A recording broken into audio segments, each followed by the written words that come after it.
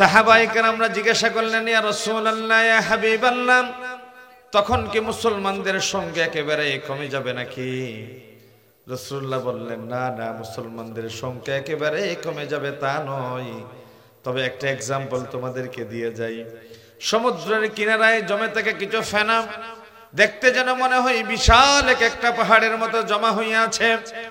একটা উত্তাল তরঙ্গ বিক্ষুব্ধ ঢেউমালা সমুদ্রের পাশে কিনারায় জমে থাকা ফেনার উপর যদি আসছে পড়ে, রাসূলুল্লাহ জিজ্ঞাসা করেছেন, পানির ঢেউ ফেনার উপরে আসছে পড়লে ফেনা কি বিলীন হয়ে যায় নাকি ঢেউকে আটকিয়ে দেয়? কি করে? ফেনা বিলীন হয়ে যায় নাকি আটকিয়ে দেয়? না, বলে যে পাসপোর্টে আব্দুল্লাহ নাম আছে, আইডি কার্ডে আব্দুর রহমান নাম আছে, সারা দুনিয়ায় 200 কোটির অধিক মুসলমান আছে, কিন্তু আল্লাহ রাব্বুল আলামিন এই জাতির এখানে জমিনে পাঠালেন। এই জাতির ডাউন টু ডাক সকাল সন্ধ্যা কাজ কি আসলেই তারা বুঝে না। আল্লাহ রাব্বুল আলামিন কোরআনুল কারীমের সৃষ্টির নেপথ্যের ইতিহাস বর্ণনা করতে গিয়ে বলেন, আফা হাসিবতুম আন্নামা খলাকনাকুম আবাসাও ওয়া আন্নাকুম ইলাইনা লা তুরজাউন। মানুষ কি মনে করেছে নাকি তাকে অনর্থক সৃষ্টি করা হয়েছে? না না না, তাকে অনর্থক সৃষ্টি করা হয় নাই, লঘু কাজের জন্য তাকে ছেড়ে দেওয়া হয় নাই। আল্লাহ রাব্বুল আলামিন বলছেন, ওয়ামা খালাকতুল জিন্না ওয়াল ইনসা ইল্লা লিয়াবুদুন।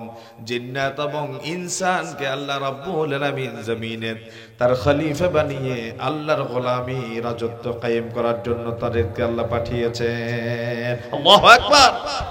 খলিফা হিসেবে জমিনে খেলাফত যেন কায়েম করেন, আল্লাহর গোলামির একটা পরিবেশ যেন সৃষ্টি করার জন্য তাদেরকে পাঠিয়েছেন।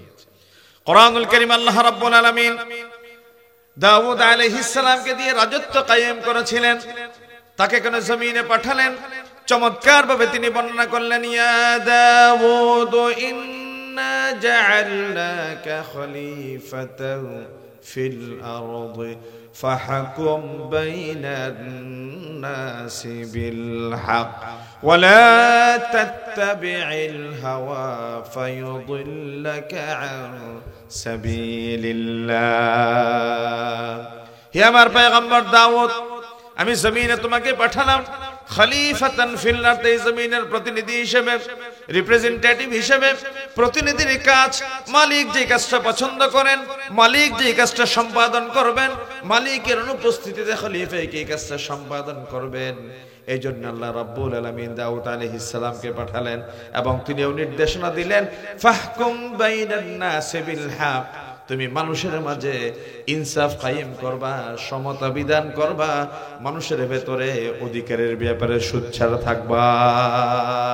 ওয়ালা তাত্তাবি'ল হাওয়া, খবরদার রিপোর তাড়নার বশবর্তী হয়ে যেমনটা মন চায় তেমনটা প্রবৃত্তির অনুসরণের মাধ্যমে জমিনে বিচার ফয়সালা করা যাবে না।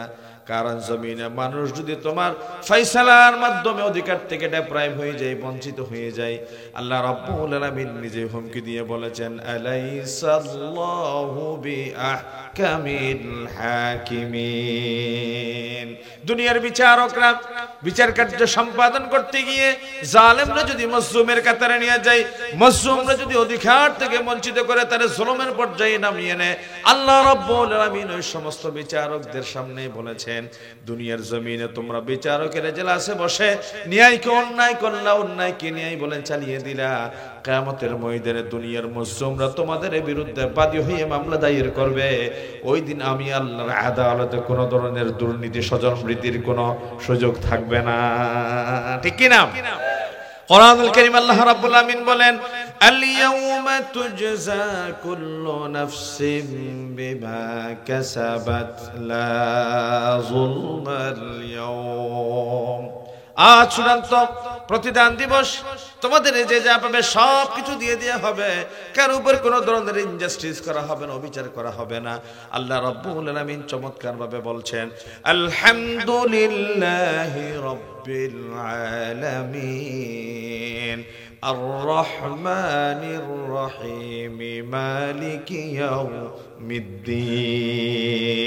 সূরা ফাতিহার 3 নম্বর আয়াতে আল্লাহ রাব্বুল আলামিন বলছেন, in the day of judgement, বিচার দিবসে মহাবিচারকের আসনে যিনি বসে যাবেন তিনি আর কেউ নন, আরশ আজিমের মালিক আল্লাহ রাব্বুল আলামিন নবীজি বিশ্ব নবী মুহাম্মদ সাল্লাল্লাহু আলাইহি সাল্লামকে বললেন, ইন্না আনজালনা ইলাইকাল কিতাবা বিল হক লিতাহকুমা বাইনান নাসি বিমা আরাকাল্লাহ ওয়া লা তাকুন লিল খাইনিনা খাসিমা।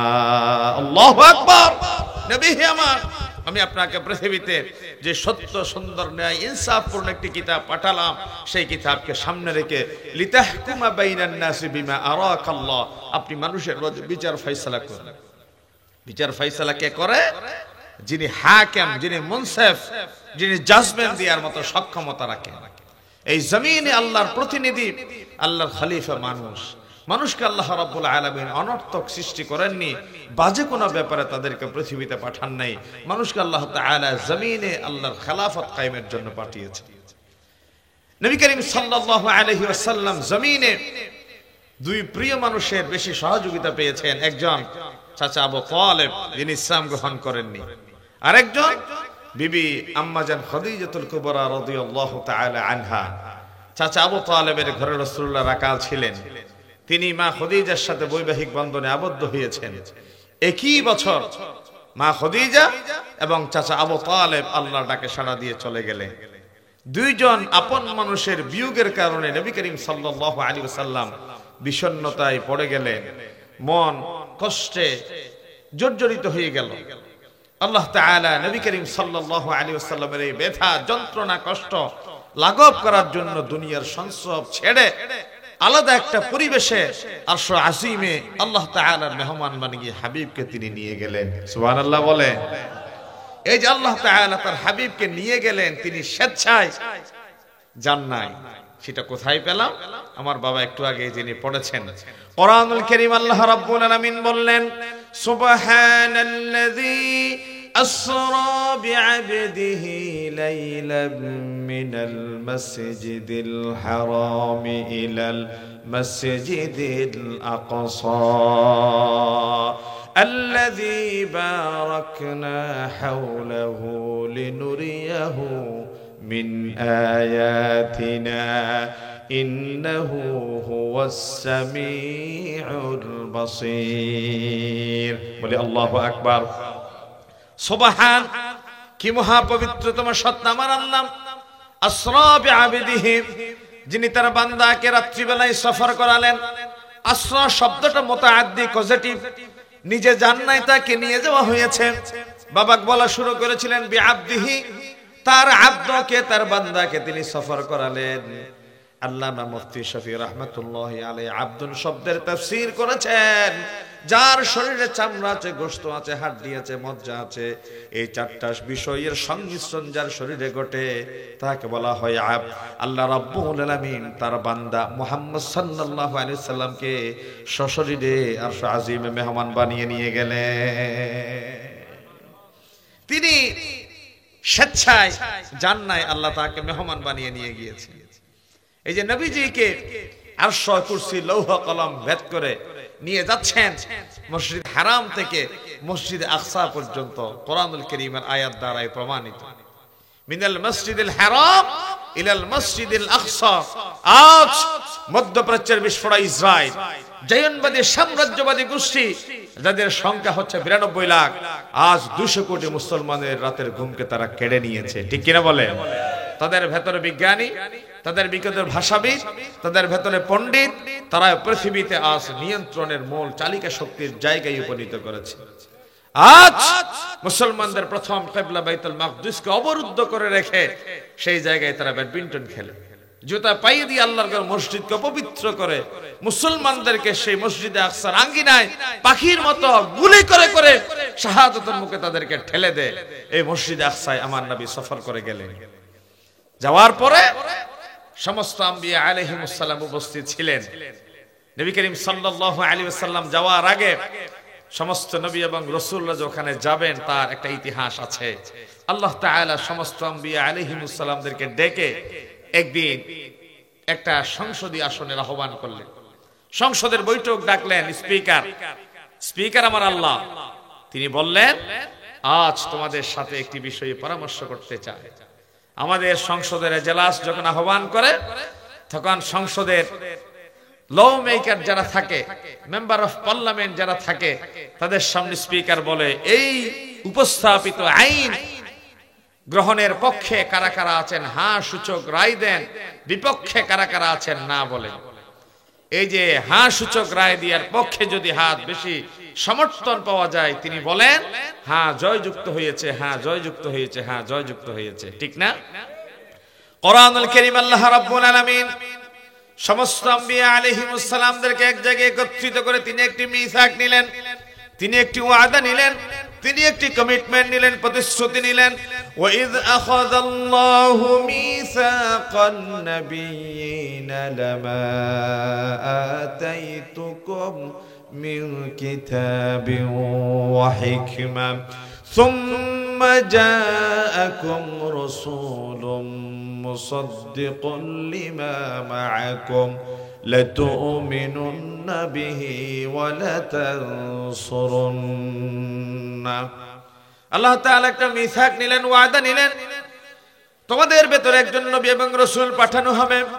সেই নবী এবং রাসূল তোমাদের হাতে থাকা কিতাব এবং হিকমাকে তিনি সত্যায়ন করবেন। ও মুসা, ও ইব্রাহিম, ও ঈসা, ইউসুফ, হুদ, তোমরা যদি তোমাদের জীবদ্দশায় সেই প্রেরিত নবীর সাক্ষাৎ পেয়ে যাও, তাহলে তোমাদের নবুয়ত রিসালাতের কথা একপাশে রেখে আমার প্রেরিত পয়গম্বর মুহাম্মদ সাল্লাল্লাহু আলাইহি সাল্লামের নবুয়ত এবং রিসালাতের পক্ষে কাজ করে যাবা।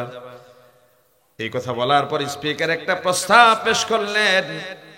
এখন স্পিকার নতুন করে তাদের কাছে জিজ্ঞাসা করছে, এই প্রশ্নে মেরাজে নিয়ে গিয়েছে, যদি স্বপ্ন যুগে মেরাজে নিতেন তাহলে এখানে বিআবদিহি শব্দের ব্যবহার তিনি করতেন না, কারণ আব্দুল শব্দের ব্যবহার হচ্ছে সশরীরে যেখানে নিয়ে যাওয়ার কথা সেখানে অথবা এই আয়াতের সূচনাতে আল্লাহ তাআলা সুবহান শব্দ ব্যবহার করেছেন।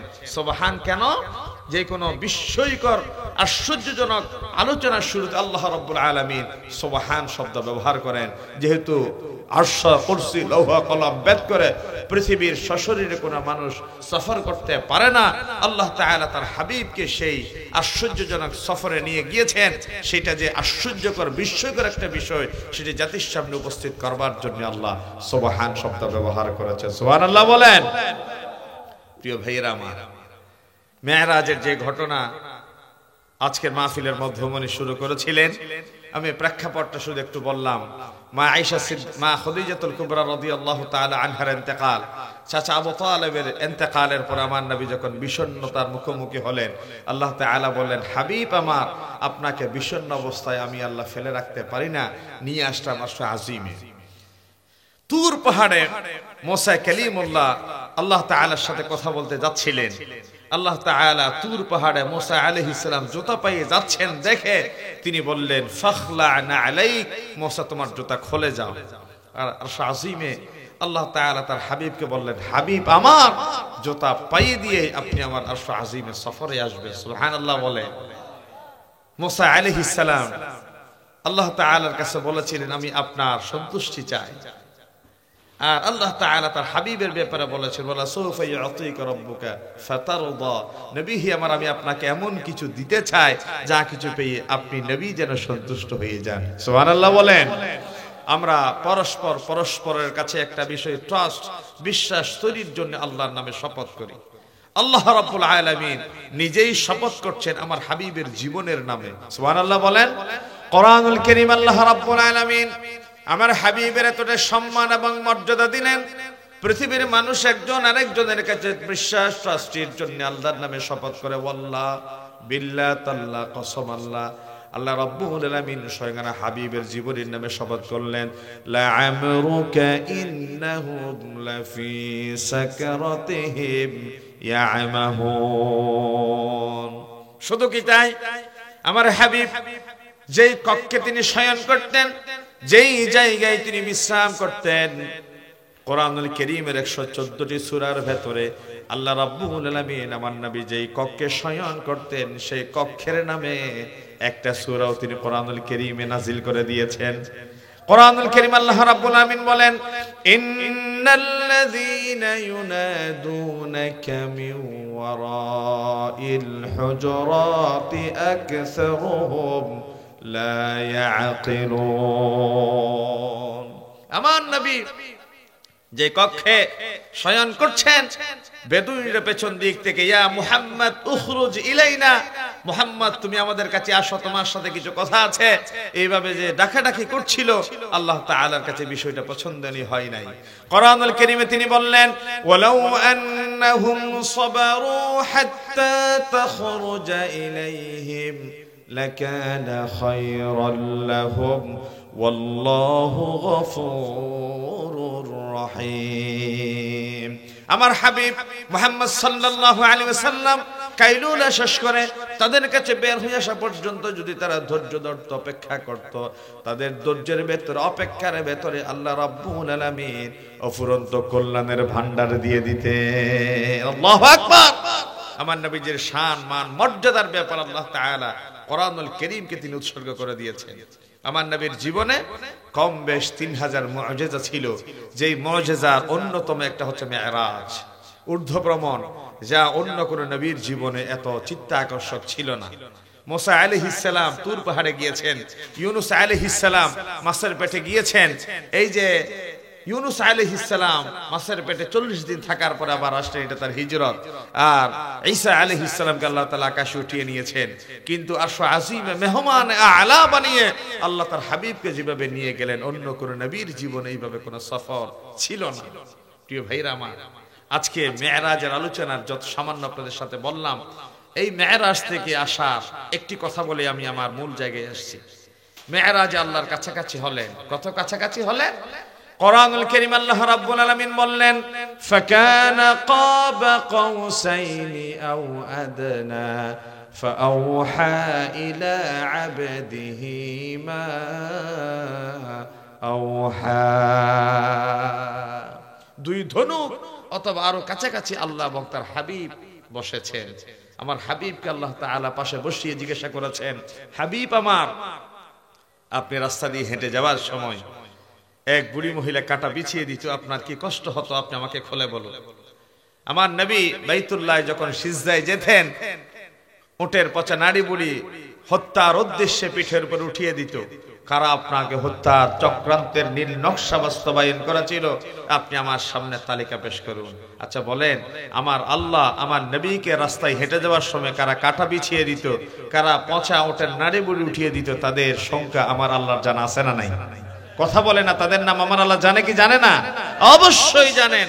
তারপরেও প্রিয়জন যখন পাশে যায়, নিজের মুখে শুনতে ভালো লাগে। আল্লাহ তাআলা তার হাবিবের মুখে সব কথা শুনলেন, আমার নবী হালকা হয়ে গেলেন।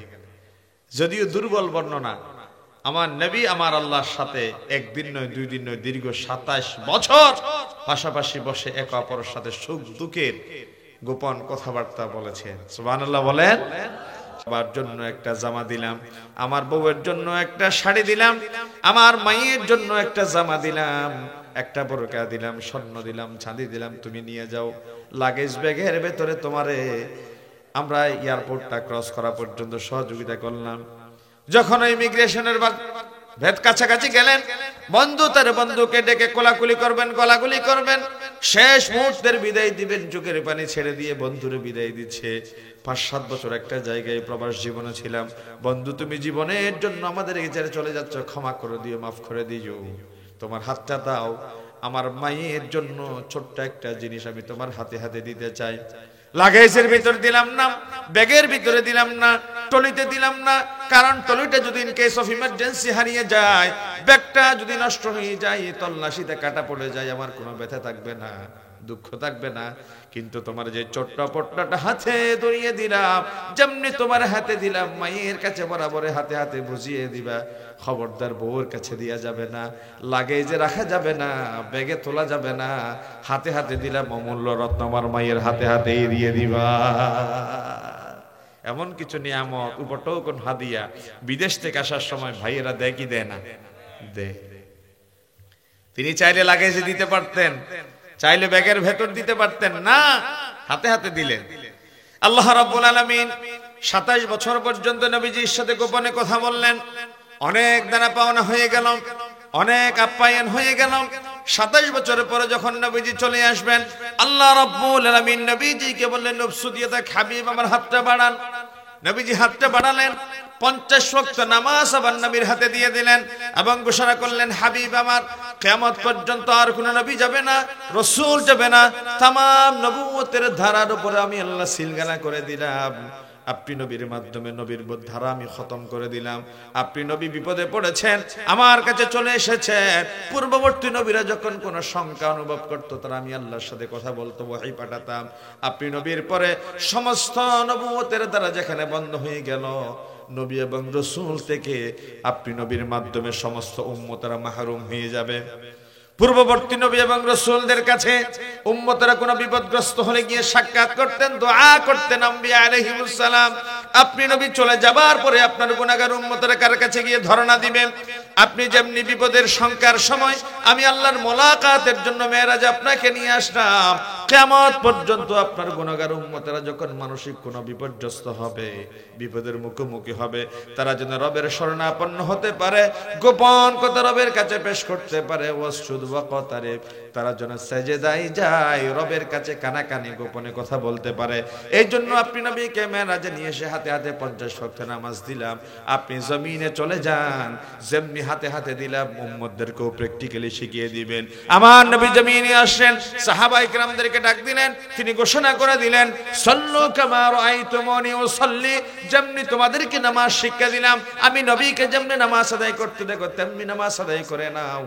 আকরাবু মা ইয়াকুনুল আবদু মির রাব্বিহি ওয়া হুয়া সাজিদুন, রবের কাছাকাছি যদি যেতে চাও, রবের নৈকট্যপ্রাপ্ত বান্দাদের কাতারে যদি শামিল হতে চাও, সিজদায় যাও, রবের রহমতের চাদরে উঠে যাও। আল্লাহু আকবার। ওয়াসজুদ ওয়াকতারিব, সিজদা দাও, কাছে চলে আসো। এই নামাজ বান্দাকে রবের নৈকট্যপ্রাপ্ত বান্দাদের কাতারে শামিল করে দেয়। মানুষ যখন সাজদায় যায়, সে যেন মেরাজে পৌঁছে যায়। সিজদায় গিয়ে বলে সুবহানা রাব্বিয়াল আলা, আই সাব্বাহতু সুবহানাক, মহান রবের পবিত্রতা ঘোষণা করলাম। আমার সর্বময় সর্বশ্রেষ্ঠ রবের মহান কুদরতের এজেন্ডা আমি আল্লাহ, আমি বান্দা বাস্তবায়ন করলাম। বান্দা যখন সিজদায় কপালটা নাকটা টেকায়, তখন নাকরে কল্পনা করে কলম, জমিন রে কল্পনা করে কাগজ। নাক নামক কলম দিয়ে জমিন নামক কাগজের উপরে বান্দা লিখে দে সুবহানা রাব্বিয়াল আ'লা। ও রব, সূর্যের দিকে দৃষ্টি দিলাম, চন্দ্রের দিকে দৃষ্টি দিলাম, তারকাপুঞ্জের দিকে দৃষ্টি দিলাম, তামাম কায়নাতের দিকে দৃষ্টি দিলাম। ইব্রাহিম আলাইহিস সালাম বলছে, সূর্য আমার রব হতে পারে না, চন্দ্র আমার প্রভু হতে পারে না, পৃথিবীর কায়নাতের কেউ আমার খালেক হতে পারে না। ইন্নী ওয়াজ্জাহতু ওয়াজহিয়া লিল্লাযী ফাতারাস সামাওয়াতি ওয়াল আরদা হানিফা ওয়া মা আনা মিনাল মুশরিকিন। চন্দ্র সূর্য তারকাপুঞ্জ থেকে বিমুখ হয়ে তুমি আল্লাহর কুদরতের দিকে ঝুঁকে গেলাম, তুমি আল্লাহর কুদরতের দিকে মুতাওয়াজ্জিহ হলাম। তুমি যদি দয়া করো, মেহেরবানি করো, মুশরিকদের ভেতর অন্তর্ভুক্ত হব না। মেহেরবানি করে আবৃত হয়ে গেলাম তোমার রহমতের চাদরে। কুল ইন্না সলাতি ওয়া নুসুকি ওয়া মাহইয়ায়া ওয়া মামাতি লিল্লাহি রাব্বিল আলামিন। বান্দা ঘোষণা করে, আমার সালাত, আমার কুরবানি, আমার হায়াত, আমার মৃত্যু সবকিছু বিশ্ব ব্রহ্মাণ্ডের মালিক আমার আল্লাহর জন্য কুরবান করে দিলাম। আল্লাহু আকবার। মানুষ যখন সিজদায় যায়, রবের কাছাকাছি পৌঁছে যায়। আল্লাহর পয়গম্বর দুঃখ দুর্দশা থেকে পরিত্রাণ পাওয়ার জন্য রবের কাছে গেলে, আর কিয়ামত পর্যন্ত তামাম উম্মত মুহাম্মাদি তার হৃদয়ের প্রশান্তি, আবেগ, আল্লাহর নৈকট্য প্রাপ্তির জন্য সে যেন সিজদার মাধ্যমে মেরাজে চলে যায়। সুবহানাল্লাহ বলেন। এই জন্য সালাত ইমানের বহিঃপ্রকাশ।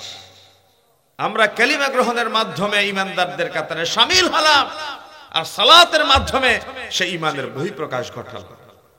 পৃথিবীতে আল্লাহ তাআলার নৈকট্য প্রাপ্ত বান্দাদের কাতারে শামিল হওয়ার জন্য নামাজের চেয়ে শ্রেষ্ঠ কোনো ইবাদত নাই। কারণ নামাজে যখন বান্দা দাঁড়ায় তখন 1 to 1 আল্লাহ এবং বান্দার মাঝে কোনো পর্দা থাকে না, একজন আরেকজনের সাথে গোপনে কথা বলে। কারণ এই যে বনি আদমকে আল্লাহ সৃষ্টি করার জন্য মুশাওয়ারা করছিলেন, ফেরেশতারা ভেটু দিয়ে বলেছিল এই বান্দাকে কেন সৃষ্টি করছো, জমিনে গিয়ে তা রক্তপাত করবে, বিশৃঙ্খলা সৃষ্টি করবে। ওয়া নাহনু নুসাব্বিহু বিহামদিকা ওয়া নুকদ্দিসু লাক, একটা লম্বা হাদিস আছে তিরমিজি শরীফের। আল্লাহ তাআলা নামাজীদের নামাজের দৃশ্য দেখিয়ে ফেরেশতাদেরকে প্রশ্ন করে তারা কি চায়, বলে যে জাহান্নাম থেকে বাঁচতে চায়, জান্নাত চায়। তারা কি জাহান্নাম দেখেছে? বলে যে না। তারা কি জান্নাতের সুখ নিয়ামত দেখেছে? না। তারা কি আমি আল্লাহকে দেখেছে? না। তারা আমার সন্তুষ্টি চায়, জান্নাত পেতে চায়, জাহান্নাম থেকে মুক্তি পেতে চায়। তারা সারিবদ্ধভাবে নামাজে দাঁড়িয়ে গেল।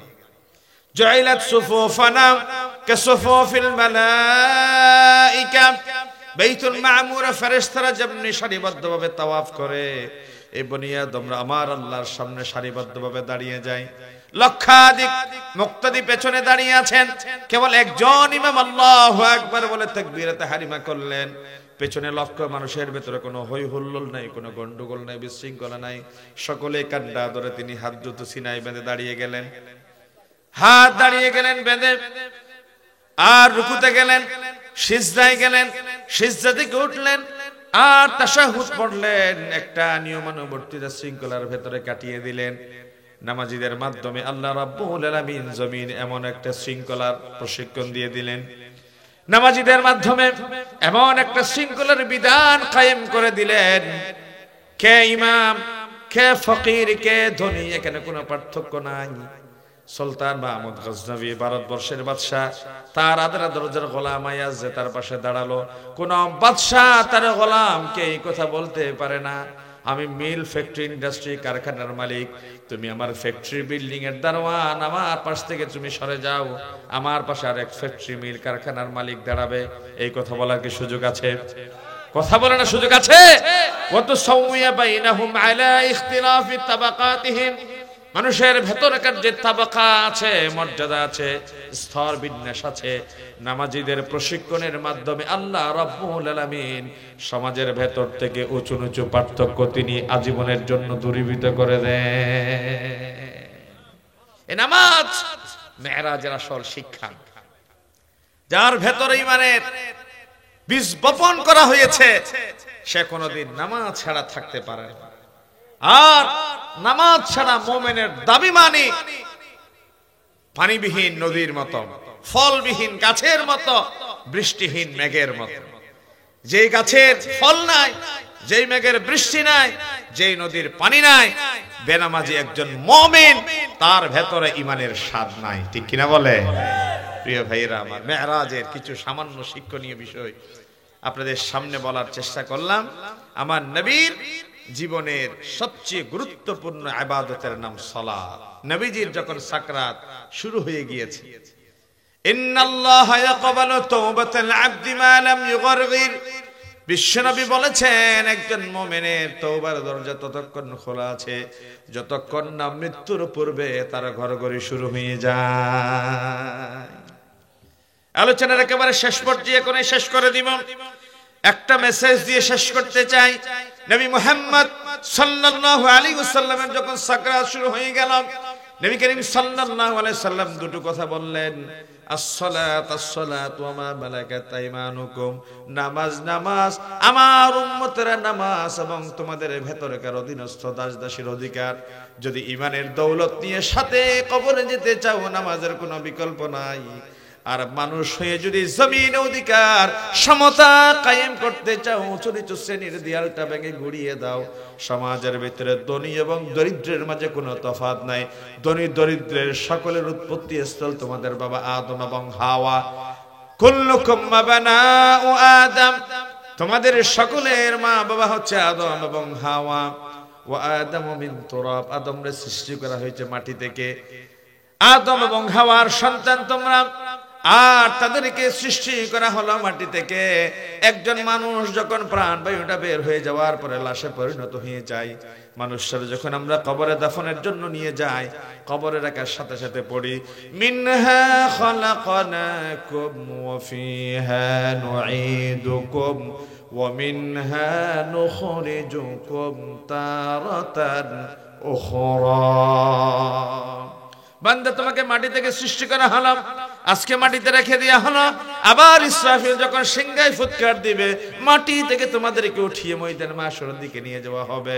ওয়া ইযাল কুবুর বু'থিরাত, যার যার জায়গা থেকে উঠানো হবে। ইহশারুন নাস ইয়াউমাল কিয়ামাতি হুফাতান উরাতান গুরলা, খতনা ছাড়া নগ্ন পদে উলঙ্গ অবস্থায় তোমাদেরকে ময়দানে মাহশরে এক জায়গায় একত্রিত করা হবে।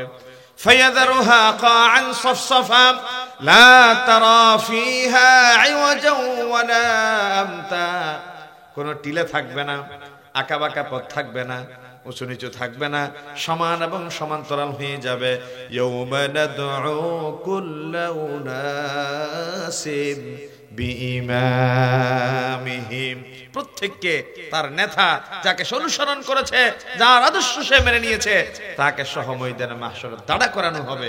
এই আয়াতের মাধ্যমে শিক্ষণীয় বিষয়, যারা ডানপন্থীদের কাতারে থাকবে তাদের জন্য আমার নবীর সুপারিশ ওয়াজিব হয়ে যাবে। যারা সাহাবুস শামাল বামপন্থীদের কাতার মুক্ত হবে, তাদের জন্য আমলনামা পেছন দিক থেকে বাম হাতে আসবে, বাঁচার আর কোনো উপায় থাকবে না। ঠিক কিনা বলেন? রাসূলুল্লাহ সব সময় বলতেন, আল্লাহুম্মা হাসিবিনি হিসাবান ইয়াসীরা, আল্লাহ আমার হিসাবটা তুমি সহজ করে দাও। মা আয়েশা সিদ্দিকা রাদিয়াল্লাহু তাআলা জিজ্ঞাসা করলেন, ইয়া রাসূলুল্লাহ, হিসাবটা সহজ করা মাল হিসাবুল ইয়াসীর আপনি কি বুঝাচ্ছেন? বলে যে মান নুকিশা উযিবা, যার আমলনামা আল্লাহ খুলে দেখবেন তার বাছার কোনো উপায় নেই, অবশ্যই শাস্তি পেতেই হবে। আর যাকে আল্লাহ বলবেন তুমি মাহফিলে গিয়েছিলে, যে হ্যাঁ, জিকিরে গিয়েছিলা, হ্যাঁ, তুমি অমুকের জানাজায় গিয়েছিলা, হ্যাঁ, গোপনে দান সাখাওয়াত করেছিলা, হ্যাঁ, এই সকল কাজের ভেতরকার একদিন কনকনে শীতের ভেতরে তুমি বাজার থেকে আসছিলা, পকেটে 100 টাকা ছিল, তুমি মনে মনে কল্পনা করেছিলা আমার প্রতিবেশী গরিব এতিম অসহায়, তার ছোট্ট ছোট্ট ছেলে মেয়েরা ফরকানি মাদ্রাসায় যায় সকালে, হাই হাই কত কনকনে শীত, তারা যদি একটা মাথার উপরে মোটা টুপি দিতে পারে, তার ছোট ছোট দুটো হাত মোজা, দুটো পা মোজা দিতে পারে, তাহলে এই ছোট্ট এতিম বাচ্চাটা শীতের কনকনে এই পরিবেশ থেকে মুক্ত থাকতে পারে। এই জন্য 20 টাকা করে 40 টাকা দিয়ে হাত এবং পায়ের মোজা নিলেন, 50 টাকা দিয়ে মাথার একটা ক্যাপ নিলেন, 90 টাকায় পুরো একটা পরিবারের মুখে হাসি ফুটে গেল। ঠিক না? যার বাবা নেই এই ব্যথা আপনার 90 টাকা খরচের ভেতরে তারা ভুলে গেল। এই যে ছোট্ট একটা মাসুম বাচ্চা ফুরকানি মাদ্রাসায় যাবে, তার হাতে মোজা, পায়ে মোজা, মাথায় একটা ক্যাপ দেওয়ার মাধ্যমে মুখে হাসি ফুটিয়ে দিলেন। আমার আল্লাহ বলবেন, তোমার এই ইখলাস, তোমার এই নিরেট সৃষ্টির প্রতি ভালোবাসা দেখে আমি আল্লাহ খুশি হয়ে গেলাম, বিনা হিসাবে তোমাকে আমার জান্নাত দিয়ে দিলাম। আল্লাহু আকবার। এটাই হচ্ছে মান্নুকিশা উযিবা, যাকে ধরবেন ছাড়া হবে না, আর যাকে বলবেন যাও তোমাকে মুক্তি করে দিলাম, তাহলে তার কোনো হিসাব নেওয়া হবে না। সুবহানাল্লাহ বলেন। প্রিয় ভাইরা, অনেক কথা বললাম, বিক্ষিপ্ত বিচ্ছিন্ন অনেক কথা বললাম। এই কথার ভেতরে যদি আমলের আমাদের ইচ্ছা থাকে, তাহলে বাছা আল্লাহ তাআলা আমাদের সহজ করে দিক, বলি আমিন। এই কথাগুলো আমাদের নাজাতের ওসিলা করে দিক, বলি আমিন। আমি আপনাদের কাছে আবারও ক্ষমা চাই। বাঁশখালীর এই জমিন আমার ওয়াজের সবচেয়ে উর্বর জমিন। আমি প্রায় 200টার অধিক প্রোগ্রাম করি এক বছরে, কম বেশ 200। তার ভেতরকার প্রায় 1/2 প্রোগ্রাম থাকে আমার বাঁশখালীতে। এক বছর হিসেব করে দেখেছি প্রায় 47টা মাহফিল এই বাঁশখালীতে করা হয়। বাঁশখালীর মানুষ ধর্মভীরু মানুষ, ইসলামকে পছন্দ করে, প্রচন্ড মেজাজি, তাদের জন্য কোর্ট জিয়ে আছে, এটা মানুষ বলে। কিন্তু এই জনপদে এসে বুঝতে পেরেছি, এই জনপদে, আমি লোহাগাড়ার মানুষ, লোহাগাড়ায় এই আবু রেজা সাহেবের আমলে ইসলাম যত না বাধাপ্রাপ্ত হয়েছে, তার চেয়ে খুব কম বাধাপ্রাপ্ত হয়েছে এই বাঁশখালী, এই জনপদ। ঠিক কিনা বলে? সে একজন আলেম ছিল, কিন্তু তার কাছে ইসলাম নিরাপদ ছিল না। এই বাঁশখালী জনপদের তারা আলেম ছিল না বটে, কিন্তু ইসলাম তাদের কাছে অতটা কঠিন ছিল না। এই জন্য এই জনপদে আমরা মাহফিলে তেমন একটা বাধাপ্রাপ্ত হইনি। বাঁশখালীর জনপদ যদি এই ধারাবাহিকতার সামনে টিকে থাকে তাহলে অবশ্যই এই বাঁশখালীর জনপদে কালিমা খচিত পতাকা উড্ডীন হবেই হবে, ঠিক কিনা বলেন? এই কালিমা খচিত পতাকা উড্ডীনের সেই স্বপ্ন আমরা অন্তরে লালন করি, আর সেই স্বপ্ন বাস্তবায়নের মূল কারিগর আপনারা। আসুন এই গভীর রাতে উলামায়ে কেরামদের প্রতি শ্রদ্ধা সম্মান, মাহফিলের কর্তৃপক্ষের প্রতি যে বিশ্বাস আস্থা আপনারা রেখে এই গভীর রাত পর্যন্ত অপেক্ষা করেছেন, ধৈর্য ধারণ করেছেন, প্রাণ ঢালা অভিনন্দন মোবারকবাদ জানিয়ে আজকের প্রোগ্রাম এখানেই আমার আলোচনা সমাপ্ত ঘোষণা করলাম। ওমা আলাইহিল বালাগ। আসসালামু আলাইকুম ওয়া রাহমাতুল্লাহি ওয়া বারাকাতুহু।